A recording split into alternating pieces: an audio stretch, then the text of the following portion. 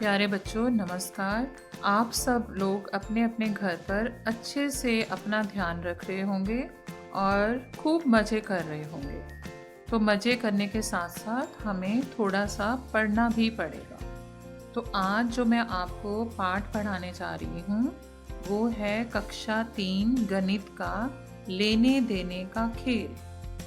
तो ये पाठ भी एक खेल की तरह है और बहुत ही मज़ेदार है और मैं उम्मीद करती हूँ कि आपको इस पाठ में बहुत ही मज़ा आएगा।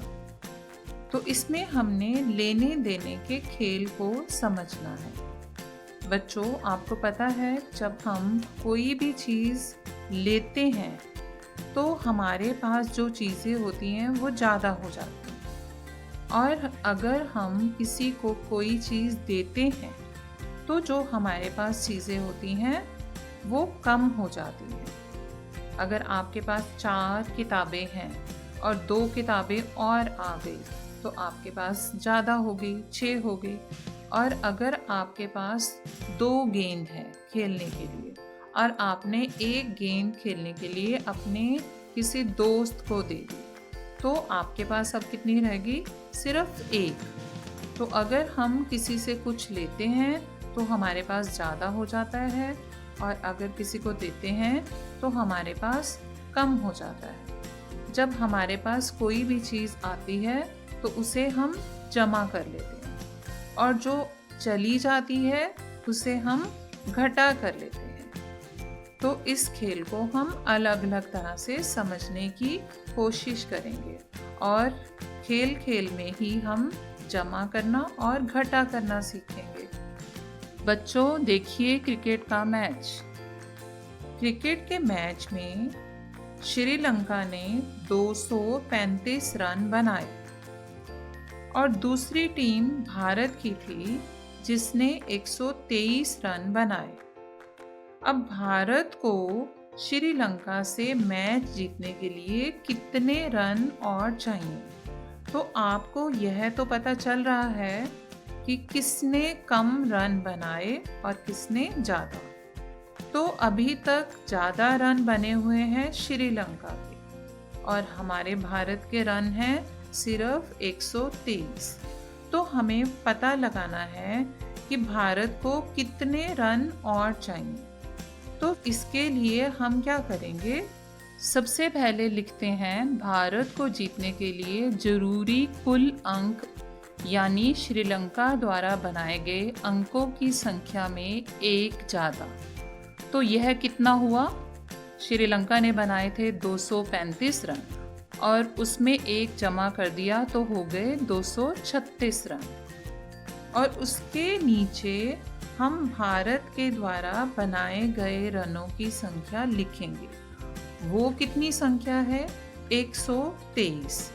तो बच्चों आपको सबसे ज़रूरी बात याद रखना है लिखते हुए, इकाई के नीचे इकाई का अंक, दहाई के नीचे दहाई का अंक और सैकड़े के नीचे सैकड़े का अंक लिखना है। आपने दाएं तरफ से लिखना शुरू करके बाएं तरफ जाना है और घटाते या जमा करते समय आपने याद रखना है इन्हें हल भी इसी क्रम में किया जाता है। पहले इकाई में से इकाई, फिर दहाई में से दहाई और फिर सैकड़े में से सैकड़ा। तो बच्चों आप देखो 236 6 इकाई है, 3 अंक दहाई का है और 2 अंक सैकड़े का है। और इसके नीचे हमने भारत के रनों की संख्या लिखी 123। तो हमें 3 को 6 के नीचे लिखना है, इकाई के नीचे इकाई, और 2 को दहाई के नीचे लिखना है और 1 हमारा क्या है? सैकड़ा, तो सैकड़े के नीचे लिखना है। तो इसको अब एक मज़ेदार तरीके से घटाते हैं। ऊपर वाले जितने भी नंबर हैं उसको साथ में हमने चित्र में बना दिया। चित्र में आप देख रहे हैं अगर सैकड़े 2 हैं तो हमने सैकड़े 2 खाने बनाए। दहाई कितनी है? 3, तो हमने 3 खानों के अंदर दहाई लिख दी। और इकाई कितनी है? 6, तो हमने 6 इकाई बना दी। तो ये बन गई हमारे 236। अब इसमें से भारत के बनाए हुए रन को माइनस करना है, घटा करना है। तो सबसे पहले 6 इकाई में से 3 इकाई काट दो, तो बाकी कितनी बच गई? 3, और उसको उत्तर में लिख दो 3।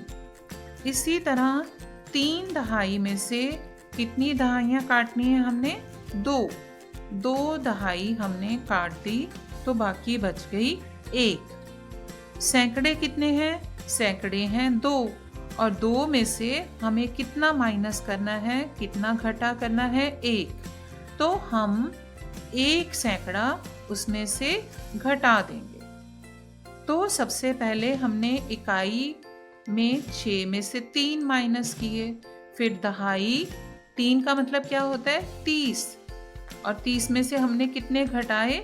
20, और सैकड़े 2 का मतलब 200, और 200 में से हमने कितने घटा किए? 100। तो 200 में से 100 घटाने पर 100 बच गए। 30 में से 20 घटाने पर आपके पास बच गए 10, और 6 में से 3 घटाने पर आपके पास बच गए 3। तो घटाने के बाद जो संख्या बची वो है 100 जमा 10 जमा 3, और तीनों का जोड़ करेंगे तो कितना आएगा? 113। तो भारत को जीतने के लिए 100 से ज़्यादा रन बनाने पड़ेंगे, यानी कि भारत को कितने रन बनाने पड़ेंगे? 113। तो इसी तरह हम एक और प्रश्न हल करते हैं। गीता के पास एक बटुआ है, बटुआ का मतलब उसका परस, और उसमें उसके पास 368 रुपए है। अब वह मार्केट जाती है और वहां से वह एक किताब खरीदती है। तो किताब खरीदने के लिए उसने दुकानदार को दिए 123 रुपए। अब आपको ये बताना है कि गीता के पास पैसे बचेंगे, अगर बचते हैं तो कितने बचेंगे? तो गीता के पास जो पैसे हैं वो ज़्यादा थे, आपको देखने से पता चल रहा है 368 123 से ज़्यादा है, तो उसको पैसे वहाँ से वापस मिल जाएंगे, उसके पास पैसे बच जाएंगे। अब कितने बचेंगे? तो जैसे हमने पहले प्रश्न में किया, ठीक उसी तरह हम इकाई, दहाई, सैकड़ा में से इकाई, दहाई, सैकड़ा घटा देंगे। 8 में से 3 गए, कितने बच गए? 5। 6 में से 2 गए, कितने बच गए? 4। 3 में से 1 गया, कितने बच गए? 2।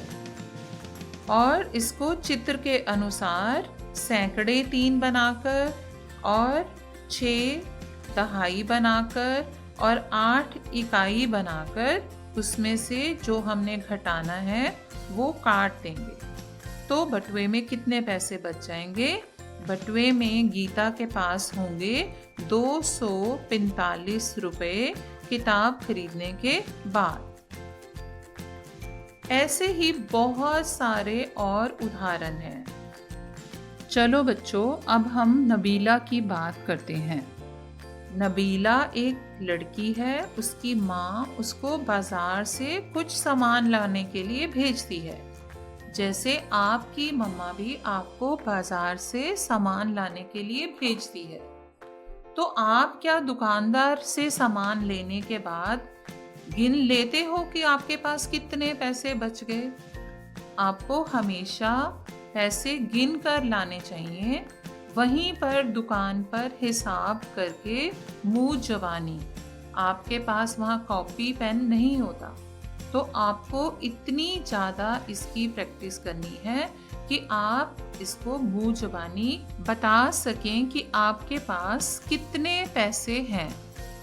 बच्चों, आपने सब्जी वाली दुकान पर देखा है, सब्जी वाला उसी समय हिसाब करके बता देता है कि कितने की सब्जी है और कितने पैसे आपने देने हैं। वह बहुत ज़्यादा पढ़ा लिखा नहीं होता, पर वह मुँह जुबानी ही हिसाब कर लेता है।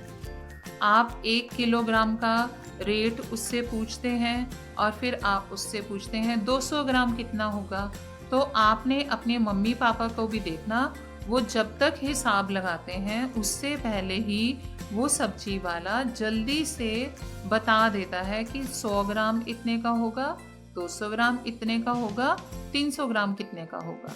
तो ऐसे ही आपको भी बिना कॉपी पेन के ऐसे हिसाब करने आने चाहिए। नबीला की माँ ने उसे बाजार से कुछ सामान लाने को कहा और उसे 245 रुपए दिए। अब नबीला ने 1 किलो घी खरीदा जिसका मूल्य था 127 रुपए। तो दुकानदार ने उसको 98 रुपए वापस लौटा दिए। अब कैसे पता चलेगा कि 245 में से 127 घटाने पर 98 रुपए वापस आएंगे, या फिर इससे कम या अधिक। तो सबसे पहले कुल पैसे कितने थे? 245 और घी की कीमत थी 127। तो बच्चों, हमने इकाई के नीचे इकाई और दहाई के नीचे दहाई और सैकड़े के नीचे सैकड़ा लिखा। तो जब हमने इकाई देखी, ऊपर वाली इकाई थी 5 और नीचे वाली इकाई थी 7। हमेशा ऊपर वाले नंबर में से नीचे वाला नंबर घटाना है। अब 5 नंबर तो छोटा है और 7 नंबर बड़ा है, तो 5 में से तो हम 7 नहीं घटा सकते। तो हम क्या करेंगे? सबसे पहले छोटी संख्या को बड़ी करेंगे। तो हम 5 को दहाई से 10 लेकर उधार दे देंगे, तो वो 5 की जगह बन जाएंगे 15। और 15 में से 7 घटाना तो कोई मुश्किल नहीं है। तो अब अगर हमने 5 को 15 बना दिया 10 दहाई से लेकर, तो दहाई कितनी रह गई? अब तो दहाई 4 की जगह हमारे पास कितनी रह जाएंगी? 3। तो अब हम 15 इकाई में से 7 इकाई काट देंगे, तो हमारे पास कितनी बच गई? 8। अब 4 दहाई तो थी नहीं, कितनी दहाई रह गई थी हमारे पास? 3 में से 2 काट देंगे तो हमारे पास 1 दहाई बच गई 10। और इसी तरह 2 सैकड़े में से 1 सैकड़ा काट देंगे तो हमारे पास 1 सैकड़ा बच गया 100। तो हमारे पास बच गए 100 जमा 10 जमा 8, तो कितने हो गए? 110। और उसमें 8 जमा किए तो कितने हो जाते हैं? 118। दुकानदार ने नबीला को 118 रुपए देने थे, लेकिन उसने कितने दिए? उसको 98 रुपए दिए। तो अब नबीला को कितने पैसे कम मिले? उसको दुकानदार ने कितने कम पैसे दिए? तो हम फिर क्या करेंगे? फिर हम इसको घटाएंगे। 118 रुपए मिलने थे, लेकिन दुकानदार ने उसको सिर्फ दिए 98 रुपए। तो हम 118 में से 98 घटा देंगे, तो हमारे पास कितना उत्तर आ जाएगा? 20। तो दुकानदार को 20 रुपए और देने चाहिए थे। तो घर जाके नबीना को अपनी मम्मी से डांट भी पड़ी कि तुमने वहीं पर हिसाब किताब क्यों नहीं किया। तो बच्चों, आपको हमेशा याद रखना है, नबीला की तरह आपको भी डांट ना पड़े। आपको जब भी बाजार से कोई सामान लेने के लिए भेजता है, तो आपको बचे हुए पैसे गिन कर लेकर आने हैं। तो अब करते हैं अभ्यास। एक छोटा सा कछुए का बच्चा जिसकी उम्र है 33 साल। बच्चे की उम्र 33 साल है। आपको पता है कछुआ धरती पर रहने वाले लंबी आयु वाले प्राणियों में से एक है, क्योंकि कछुए की उम्र 100 से 150 साल तक होती है और इंसान की उम्र लगभग 100 साल के आसपास ही होती है। तो जो 33 साल का कछुआ है वो है छोटा सा बच्चा और उसकी माँ की उम्र है 150 साल। तो हमें यह बताना है कि माँ से नन्हा कछुआ कितना छोटा है। तो हम कैसे पता करेंगे कि कितना छोटा है? तो इसके लिए हमें क्या करना पड़ेगा? बड़ी संख्या में से छोटी संख्या को घटाना पड़ेगा। कछुए की माँ की उम्र कितनी है? 150 साल। और नन्हे कछुए की उम्र कितनी है? 33 साल। तो हम क्या करेंगे? 150 में से 33 को घटा देंगे। अब यहाँ पर ध्यान से देखिए आप, 0 में से 3 को नहीं घटा सकते क्योंकि 0 तो छोटा है और 3 बड़ा है। तो जैसे हमने पहले किया था, हम क्या करेंगे? 10 दहाई उधार ले लेंगे। 5 में की जगह वहां पर रह जाएंगी सिर्फ 4 दहाई। और यहाँ पर जो 0 थी वो इकाई हमारी बन जाएंगी 10। तो 10 इकाई में से 3 इकाई निकाल देंगे, बच गए हमारे पास 7। अब जो दहाई थी वो थी 5, लेकिन एक दहाई तो उधर चली गई इकाई के पास, तो हमारे पास कितनी रह गई? 4। तो हम क्या करेंगे? 4 में से 3 दहाई घटा देंगे, तो बाकी कितनी बच गई? 1। अब सैकड़ा 1 है और नीचे सैकड़े में तो कोई भी नंबर नहीं है, तो 1 में से कुछ भी माइनस नहीं करना, तो 1 का 1 आ गया। तो नन्हा कछुआ अपनी माँ से 117 साल छोटा है। तो इस तरह के प्रश्न करने अब हमारे लिए मुश्किल नहीं है। अब एक और समस्या जिसका हम हल ढूंढेंगे। अरविंद ने एक कहानी की किताब में 69 पन्ने पढ़े और गौरी ने उसी किताब में 95 पन्ने पढ़े। तो आपको सबसे पहले ये बताना है किसने ज्यादा पन्ने पढ़े, अरविंद ने ज्यादा पढ़े या गौरी ने?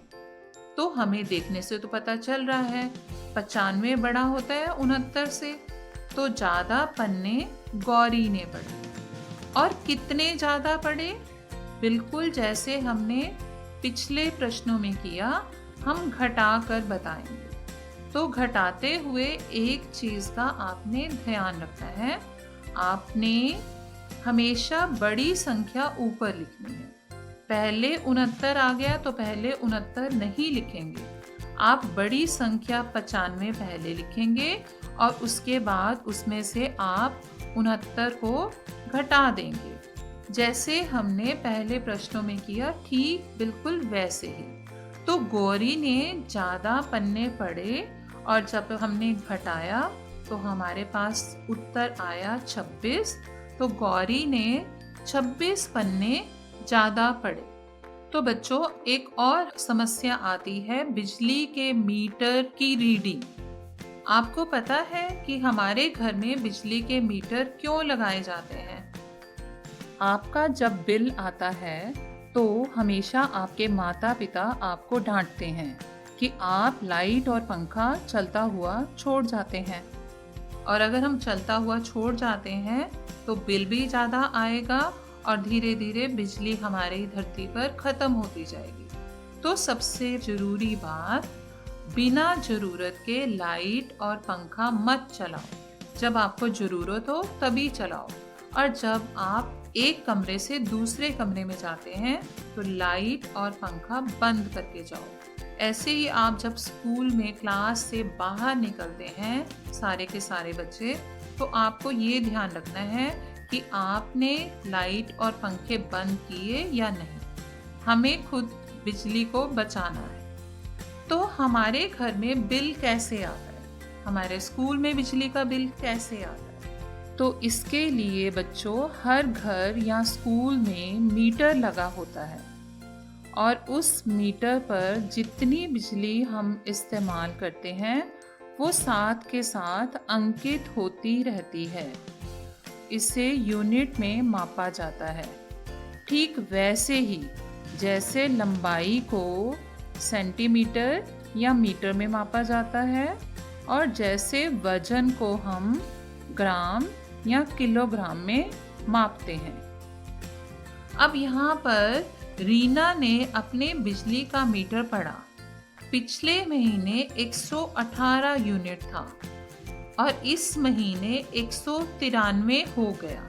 तो बच्चों, आप भी अपने घर में जब आपका मीटर की रीडिंग वाला आता है तो उस टाइम जो रीडिंग होती है वो वाली रीडिंग और अगले महीने जो आपकी रीडिंग मीटर पर आ रही है, दोनों का फर्क आप पता कर सकते हैं। तो रीना ने देखा कि पिछले महीने तो 118 यूनिट थे और इस महीने हो गए 193। तो वो बढ़ने ही थे क्योंकि हम बिजली प्रयोग कर रहे हैं।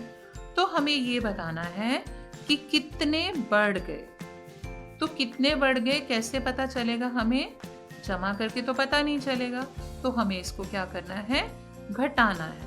तो हम 193 में से 118 यूनिट घटा देंगे। तो जैसे हमने पहले प्रश्नों में किया वैसे ही हम यहाँ पर इसको घटाएंगे तो हमारे पास इसका उत्तर आ जाएगा 75 यूनिट।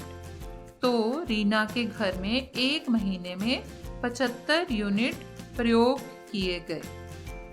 तो बच्चों, अभी तक हमने जितने भी प्रश्न थे उसमें हमने घटाना सीखा और अब हम अगले प्रश्न पर आ जाते हैं। आगे हम क्या सीखेंगे? आगे हम सीखेंगे जमा करना। जब सब चीज़ों को एक साथ मिलकर बताना होता है तो हम क्या करते हैं? जमा करते हैं। जैसे आपके पास 4 पेंसिलें हैं और आपके भाई के पास 2 पेंसिलें हैं, तो आप दोनों के पास कुल कितनी पेंसिलें होंगी? तो हम क्या करेंगे? दोनों को जमा करके बताएंगे। 4 जमा 2 कुल पेंसिलें हो जाएंगी 6।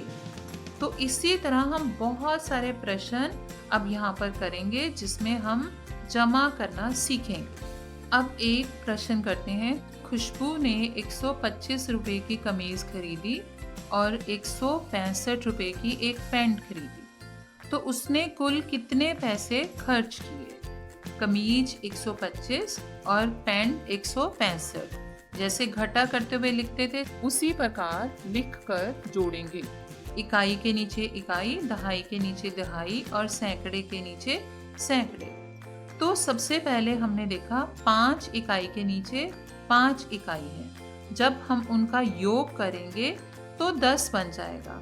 10 को पूरा नहीं लिखेंगे, हम लिखेंगे 0 इकाई वाला अंक और जो दहाई वाला अंक है उसको दहाई के ऊपर लिख देंगे। जैसे कि दहाई में है 2 और 6 और उसके ऊपर हमने लिख दिया 1। तो ये कुल कितना हो गया? इसको जमा किया तो ये कितने बन गए? 9 दहाई। और सैकड़े 1 के नीचे 1, तो सैकड़े कितने बन गए हमारे पास? 2 सैकड़े। तो जब हमने इसको जमा किया तो ये कितने बन गए? 290। इसी तरह आपने यहाँ दिए गए जमा और घटा के सभी प्रश्नों को हल करना है।